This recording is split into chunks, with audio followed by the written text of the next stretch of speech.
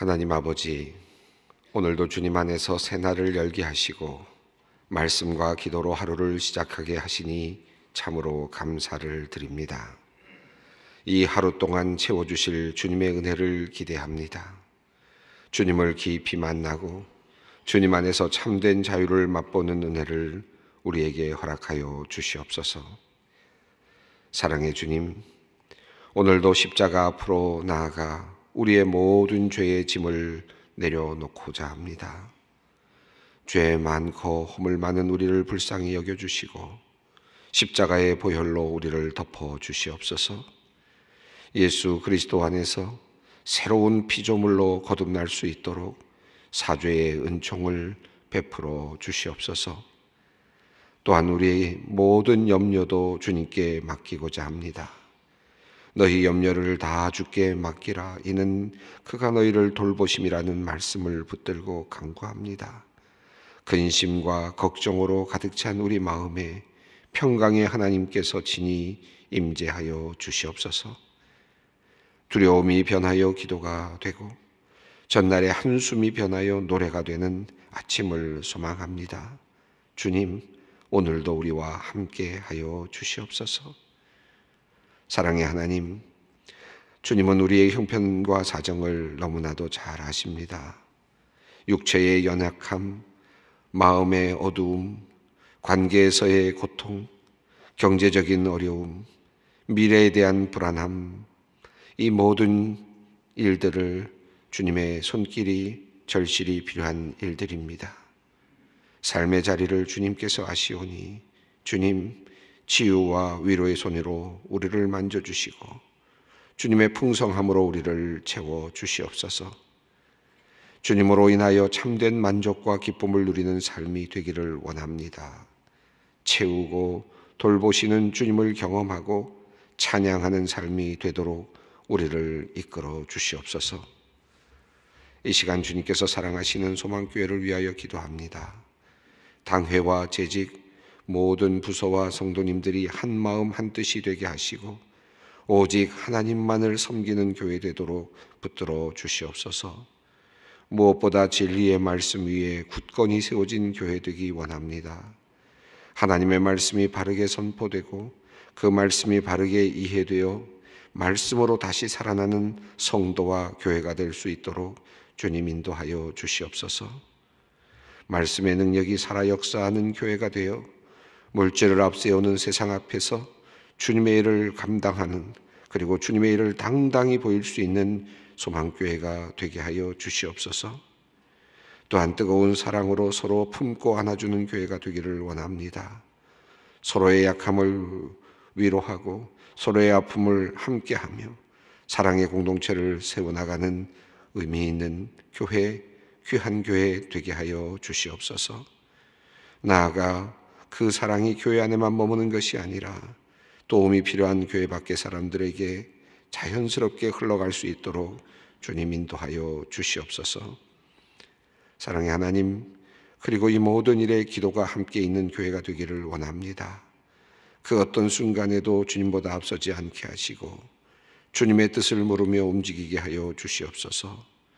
우리의 기도를 기쁘게 받으시는 주님으로 인하여 기도의 역사를 체험케 하시고 그리하여 더 깊은 기도의 자리로 나아가는 은혜를 허락하여 주시옵소서. 오늘은 2020년 첫 번째 당회가 있는 날입니다.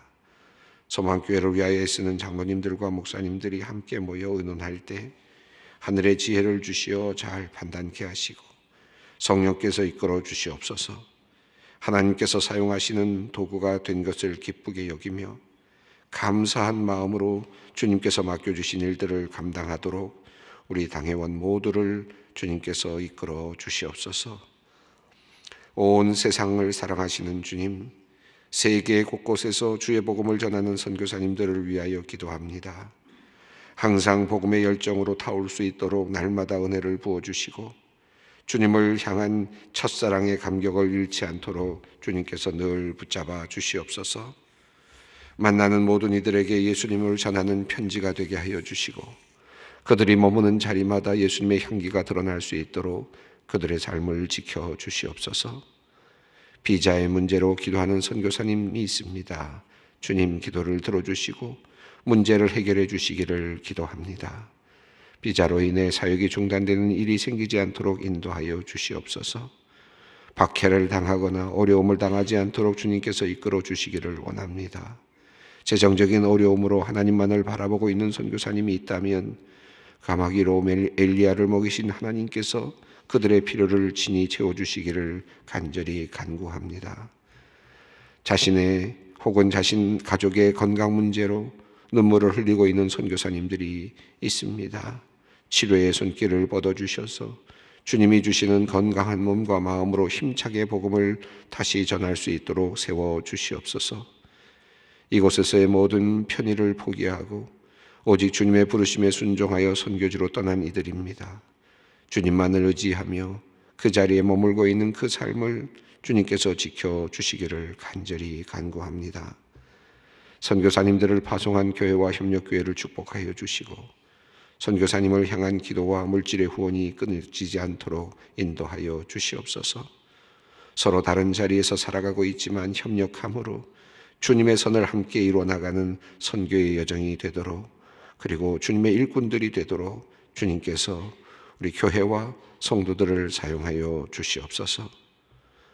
이번 겨울 많은 곳을 다니며 선교한 소망의 선교팀들이 있습니다. 그들을 축복하여 주시옵소서.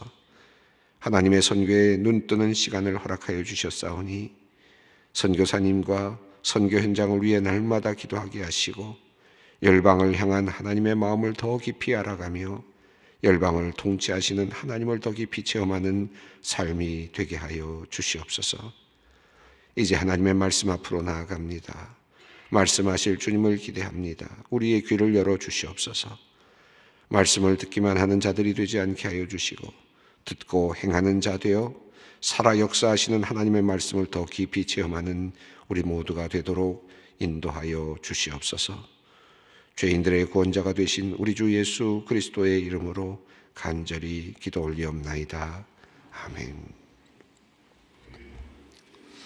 오늘 우리에게 주시는 하나님의 말씀입니다. 창세기 9장 18절로 29절 말씀, 창세기 9장 18절로 29절 말씀 우리가 함께 봉독하도록 하겠습니다. 방주에서 나온 노아의 아들들은 셈과 함과 야벳이며 함은 가나안의 아버지라. 노아의 이 세 아들로부터 사람들이 온 땅에 포진이라. 노아가 농사를 시작하여 포도나무를 심었더니 포도주를 마시고 취하여 그 장막 안에서 벌거벗은지라. 가나안의 아버지 함이 그의 아버지의 하체를 보고 밖으로 나가서 그의 두 형제에게 알림해 셈과 야벳이 옷을 가져다가 자기들의 어깨에 메고 뒷걸음쳐 들어가서 그들의 아버지의 하체를 덮었으며 그들이 얼굴을 돌이키고 그들의 아버지의 하체를 보지 아니하였더라. 노아가 술이 깨어 그의 작은 아들이 자기에게 한 일을 알고 이에 이르되 가나안은 저주를 받아 그의 형제의 종들의 종이 되기를 원하노라 하고 또 이르되 셈의 하나님을 찬송하리로다. 가나안은 셈의 종이 되고 하나님이 야벳을 창대하게 하사 셈의 장막에 거하게 하시고 가나안은 그의 종이 되게 하시기를 원하노라 하였더라. 홍수 후에 노아가 350년을 살았고 그의 나이가 950세가 되어 죽었더라. 아멘. 지난 시간에 우리가 무지개와 관련된 내용을 읽다가 조금 멈춰 섰습니다. 무지개 이야기에서 한 가지 우리가 짚고 넘어갈 것이 있는데, 그것은 하나님께서 무지개를 세워주셨을 때 하나님께서 그것을 보고 하나님께서 기억하겠다라고 하는 말씀입니다. 이 부분을 우리가 좀 깊이 생각해야 할 필요가 있습니다. 무지개를 세워주신 이유는 우리 인간들을 위해서 세우신 것이 아니라 사실은 하나님을 위해서 세웠다라는 그런 뜻입니다. 그러니까 우리 인간들이 보고 무지개를 보면서 괜찮다, 나는 마음대로 살아도 된다, 나는 아직 우리는 이제 홍수로서의 심판이 이제는 없다고 하나님이 약속했다, 그런 것을 느끼고 보라고 무지개를 세워주셨다기보다는 하나님께서 그것을 보시고 하나님께서 판단하시기 위해서, 하나님께서 그것을 늘 기억하시기 위해서 무지개를 세워주셨다라고 하는 사실입니다. 이 하나님께서 보시기 위해서 세우신 것들이 꽤 있죠. 그런데 그 내용들을 이렇게 보면 이거 다 말씀 못 드리겠습니다만은 그저 간단히 말씀드리면, 이 무지개가 이제 후에 하나님께서 보시고 지나가셨던 어떤 사건이 있었죠. 어떤 사건이 있습니까? 출애굽기에 보면 열 번째 재앙에서 하나님께서 첫 번째 장자들을 멸하실 때 하나님의 사자들을 보내시지 않습니까? 그때 이스라엘 백성들이 그 문 앞에다 뭘 놓습니까? 어린 양의 피를 이렇게 칠하게 되죠. 하나님의 사자들이 그것을 보고는 어떻게 합니까? 그것을 보고 여기가 하나님의 자녀들의 집, 그리고 하나님 백성들의 집이라는 걸 알고는 그것을 넘어갔죠. 저주를 넘어갑니다. 다시 말하면 하나님의 저주가 임하지 않고 유월하죠. 그래서 넘어갔다 해서 유월절입니다. 이 하나님께서 보시기 위한 표식, 이것이 바로 무지개였습니다. 그러니까 하나님께서 무지개를 보시면서 내가 다시는 물로 심판하지 않으리라 했던 그 약속을 기억하시고 또다시 참으시고 또다시 기억하시는 그런 그 용도로서, 그런 기능으로서 하나님께서 무지개를 세우셨다 하는 사실이죠. 그래서 이것은 후에 이제 어린 양의 피로서 그렇게 표현이 되기도 하고, 그리고 결과적으로 저는 이게 굉장히 중요한데 나중에 제가 언제 한번 기회 되면 이 말씀을 또 다시 풀어서 드리겠습니다만은, 이 말씀은 이 무지개는 사실은 예수 그리스도를 의미한다고도 보여집니다. 왜냐하면 하나님께서 무지개를 보시고 진노를 멈추시고, 무지개를 보시고 또 다시 심판을 멈추시고 하는 그 귀한 하나의 그 기억하는 표시거든요. 나중에 예수님으로 넘어가서 어떻게 됩니까? 예수님을 보시고 아들을 보시고 하나님께서 진노를 멈추시고 그리고 진노를 폐기하시는, 그리고 하나님과 이 모든 인간들 사이에 화해가 이루어지는 그런 모습을 볼 수 있습니다. 그래서 이 무지개는 하나님을 위한 표식, 또 인간을 구원하기 위한, 또 인간을 구원하는 하나의 중요한 방패로서 역할을 하는, 활이 아니라 도리어 방패 역할을 하는 인간에게는 그와 같은 의미 있는 표식, 징표, 이렇게 이해할 수 있겠습니다. 자, 오늘 말씀은 이제 그 무지개 이후에 이제 오늘 나오는 이야기는 이제 셈과 함과 야벳의 그 족보를 이야기하기 전에 한 가지 이야기가 살짝 섞여 있는 내용입니다. 이 9장 18절은 족보로 들어가는 듯 하다가 한 가지 이야기를 살짝 집어넣고 있는 그런 구조를 갖고 있습니다. 18절과 19절을 한번 읽어보겠습니다. 방주에서 나온 노아의 아들들은 셈과 함과 야벳이며 함은 가나안의 아버지라. 노아의 이 세 아들로부터 사람들이 온 땅에 퍼지니라. 자, 여기서 방주에서 나온 노아의 아들들에 대해서 주목하면서 셈과 함과 야벳이다라고 하는 말씀을 했는데, 그리고 한 가지 독특하게 툭 튀어나오는 단어가 하나 있는데 가나안이다. 그러니까 함의 아들 가나안에 대한 이야기를 살짝 하고 있습니다. 근데 가나안이 첫째 아들도 아니고 나중에 그 10장 6절을 가면 가나안이 함의 네 번째 아들로 추정이 되거든요. 그런데 가나안이라는 이름이 여기서 갑자기 등장을 했습니다. 이 가나안이 왜 등장했을까? 사실 의문인데요. 이것 때문에 성경 해석이 굉장히 복잡합니다만은, 자, 어쨌든 여기서 셈, 함, 야벳에 대한 표현이 나오고 가나안이라고 하는 인물이 하나 살짝 등장하고, 이때부터 노아의 아들들이 이제 온 땅에 퍼졌다라고 하는 표현이 나왔습니다. 그리고 20절을 보면 20절 한번 읽어볼까요? 노아가 농사를 시작하여 포도나무를 심었더니, 갑자기 이야기가 바뀌고 있죠. 그래서 18, 19절은 사실은 10장 1절과 연결이 되면 그냥 훨씬 더 좋을 것 같습니다. 자, 한번 볼게요. 19절 말씀, 노아의 이 세 아들로부터 사람들이 온 땅에 퍼지니라. 10장 1절 한번 보시죠. 노아의 아들 셈과 함과 야벳의 족보는 이러하니라. 홍수 후에 그들이 아들을 낳았으니. 이렇게 이어지면 훨씬 더 이야기 흐름이 훨씬 더 이렇게 깔끔하게 진행이 되겠죠. 그래서 사실은 18절, 19절, 그 다음에 10장 1절, 2절 이렇게 이어지는 것이 족보로서, 족보의 흐름으로서 아주 적절한 흐름이라고 할 수 있습니다. 자, 그러면 오늘 20절부터 오늘 마지막 절까지 29절은 사실은 그 사이에 들어있는 하나의 이야기입니다. 그러니까 족보가 진행되기 직전에, 족보가 진행되는 그 사이에 하나의 이야기가 하나 들어있는 거죠.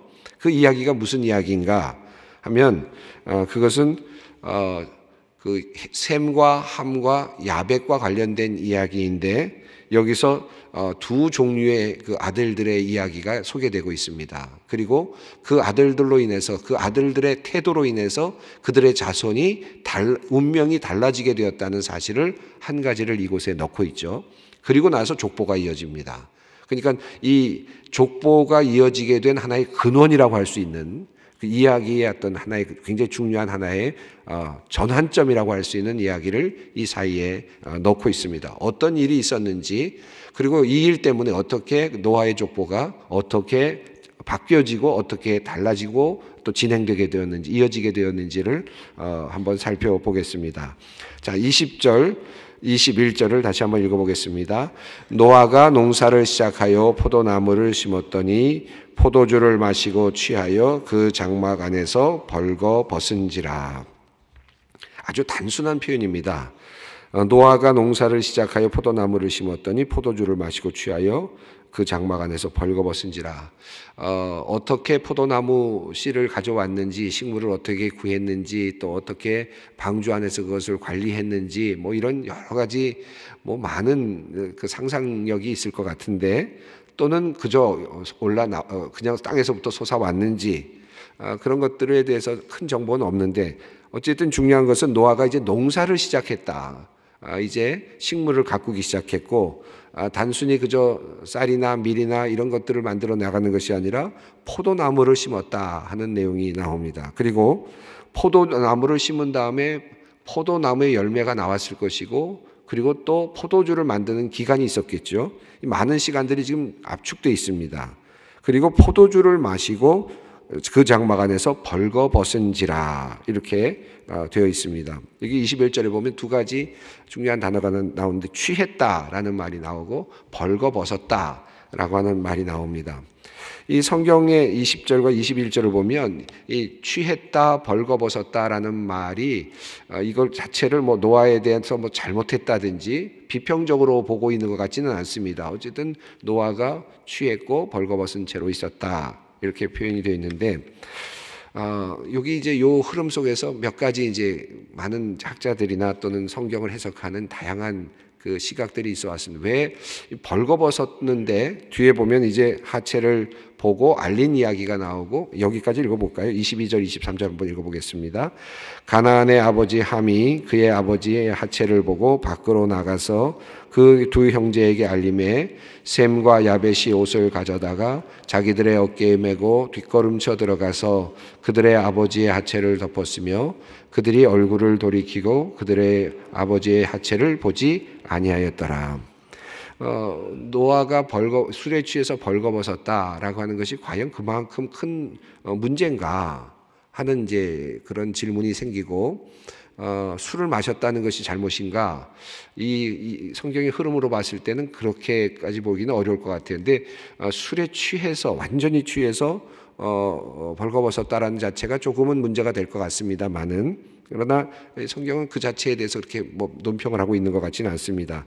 다만 22절과 23절에서 이제 그것을 보고 알린 것과 그리고 그것을 덮어준 이야기를 이제 하고 있죠. 이것 때문에 뒤에 이제 저주를 받고 축복을 받는 내용이 나타나고 있습니다.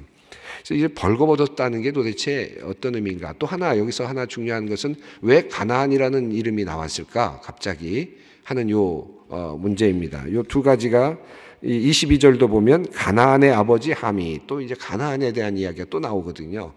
그래서 이것에 대해서 뭐 학자들이 많이 이렇게 이런저런 이야기들을 하는데, 벌거벗었다는 것을 보았다는 것이 어떤 의미냐? 단순하게 벌거벗었다는 의미냐? 저는 사실은 그렇게 해석을 합니다.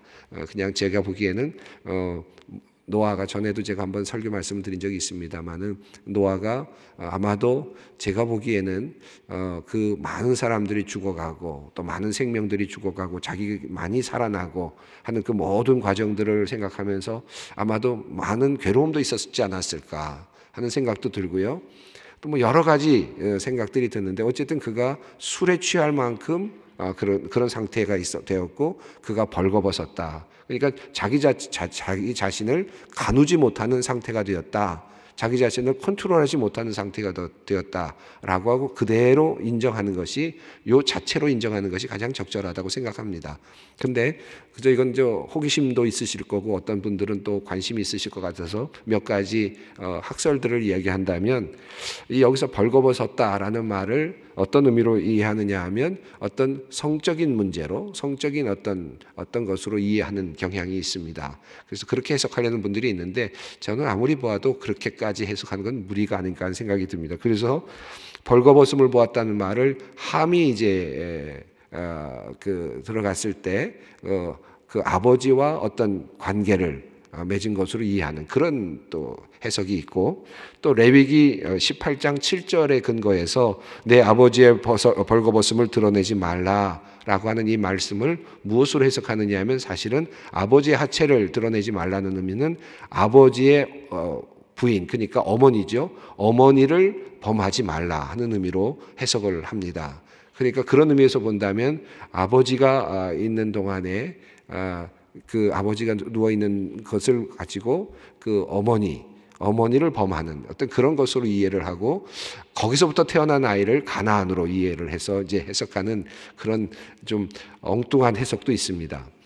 이것은 제가 볼 때는 그렇게 받아들일 만한 것은 아닌데 이제 혹시라도 여러분이 이런 글들을 읽다가 그런 내용이 나오면 이런 그 흐름이 있구나 하는 것을 이해하실 수 있으면 좋겠습니다.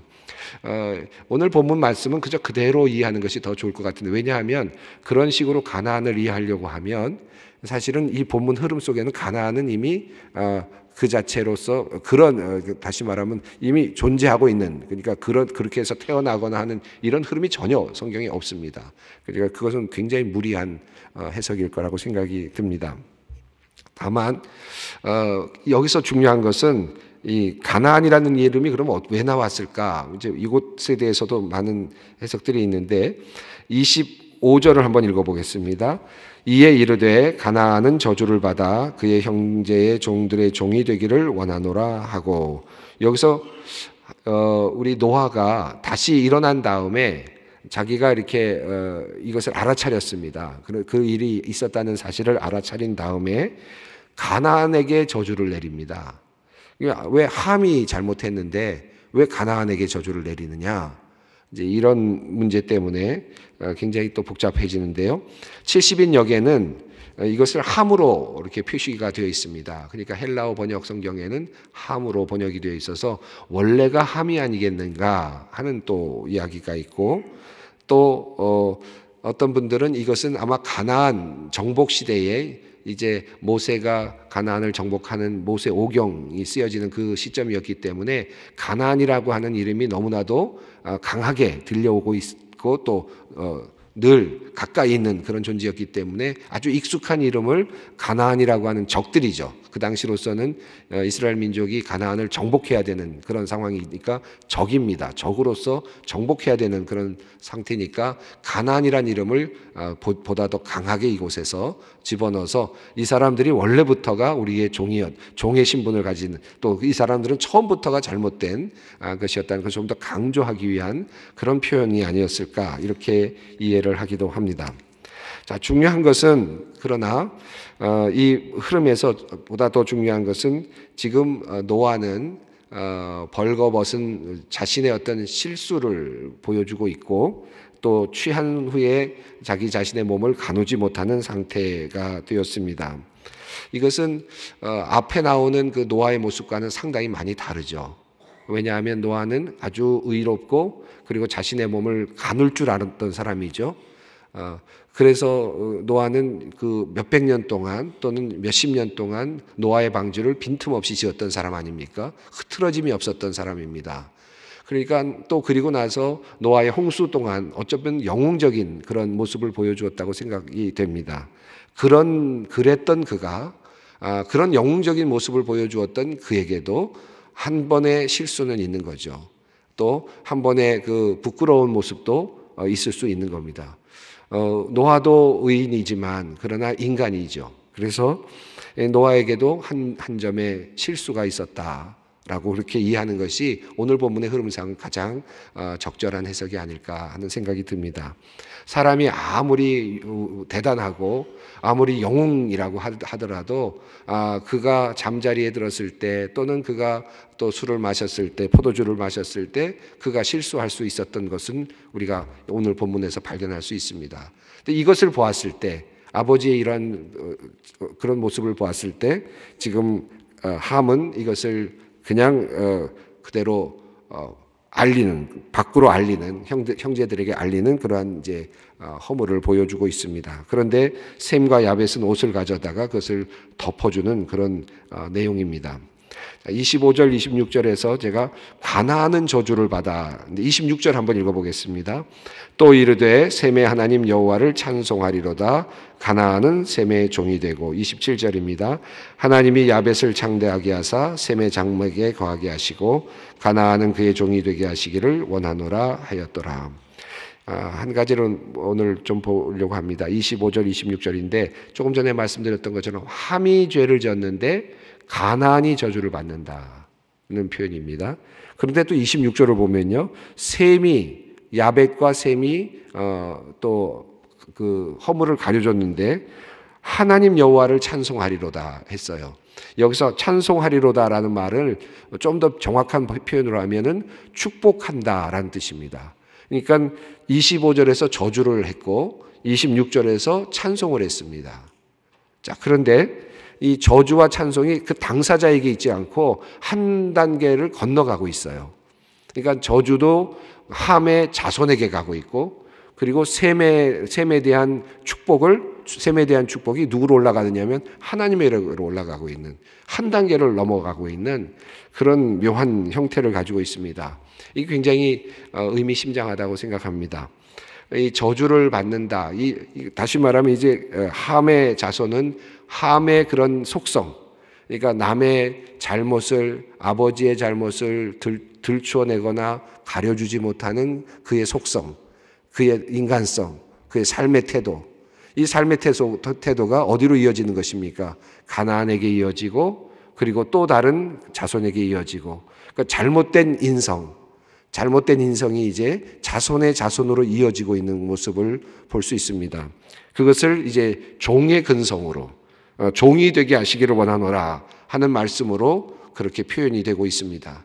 그러니까 이제 새로운 셈과 함과 야벳이라고 하는 새로운 이제 인간의 어떤 종자라 그래야 될까요? 이제 하나의 조상이 되는 사람들인데, 한 조상은 종의 근성을 가지고 있는 조상의 틀을 가지고 있고, 한 조상은 이제 그들을 다스리는 자리에 있을 조상이 되는 그런 사람들로 분류되고 있는 것입니다. 그런데 그 종의 그 근성을 가진 그런 사람의 핵심에는 뭐가 있느냐 하면, 다른 이의 잘못을 가려주지 못하고 드러나게 하고 알리고, 이런 삶의 태도를 가지고 살아가는 사람들, 이런 삶의 태도를 가지고 있는 사람들을 종의 근성의 삶의 태도를 가지고 살아가는 사람들로 분류하고 있다는 것을 볼 수 있습니다. 그리고 가려주고, 그리고 그것을 드러나지 않게 하고 이렇게 하는 이런 삶의 태도를 셈과 야벳이 이제 보여주는데, 그런 인성의 흐름을 이것은 어디서부터 왔느냐? 하나님으로부터 온 것으로, 하나님께서 우리의 죄를 가려주시고, 그리고 예수 그리스도를 통해서 우리의 죄를 또 가려주시는 모습들을 보죠. 하나님께서 끊임없이 가려주시죠. 가죽옷을 입히셔서 아담과 하와를 가려주셨고, 또 하나님께서는 또 가려주시는 그 은혜는 하나님으로부터 왔다는 것입니다. 그래서 하나님의 어떤 그 인성, 하나님의 그 품성을 가지고 있는 또 다른 한 가문, 이 가문의 흐름을 둘로 나누어서 설명하고 있다고 볼 수 있겠습니다. 오늘 이 말씀을 통해서 이제 조상이 나눠지는 이제 그 장면인데, 전에도 제가 어떤 조상이 될 것인가 아브라함, 이삭, 야곱에 대한 말씀도 함께 나눴습니다만은 이 말씀도 같은 맥락에 있다고 보여집니다. 함의 자손이 될 수 있고 또 셈과 야벳의 자손이 될 수 있습니다. 근데 이게 자손은 결정할 수가 없잖아요. 태어나는 거니까요.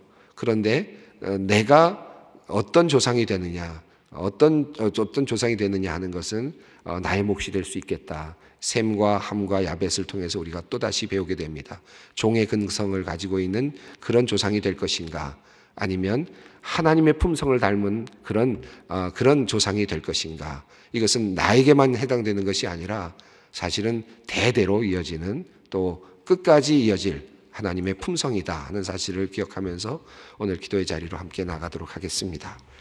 하늘에 계신 우리 아버지, 아버지의 이름을 거룩하게 하시며 아버지의 나라가 오게 하시며 아버지의 뜻이 하늘에서와 같이 땅에서도 이루어지게 하소서. 오늘 우리에게 일용할 양식을 주시고 우리가 우리에게 잘못한 사람을 용서하여 준 것 같이 우리의 죄를 용서하여 주시고 우리를 시험에 빠지지 않게 하시고 악에서 구하소서. 나라와 권능과 영광이 영원히 아버지의 것입니다. 아멘.